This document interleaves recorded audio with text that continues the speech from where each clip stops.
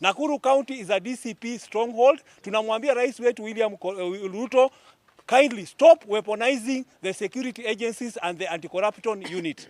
Muache kutumia hizi vitengo vya serikali. Wewe ni William Ruto, umesahau. Kuna wakati ulipokuwa unafanya campaign, ulikuwa unatuongelesha tukiwa pale Nairobi na ukasema kwamba nitakapochaguliwa kama rais, sitakubali intimidation, sitakubali harassment, sitakubali abduction of children, sitakubali vile ambavyo mambo ilivyokuwa, but you are doing exactly the same. Na sisi tunaunga kiongozi wetu mkono wa chama hicho, na he has all the blessings na national leadership yake ya chama yetu kuungana na the like-minded political party zote ambazo zinahurumia wa Kenya. DCP tumehama as united with no tribal barriers, and therefore nobody should brand DCP party as a tribal party.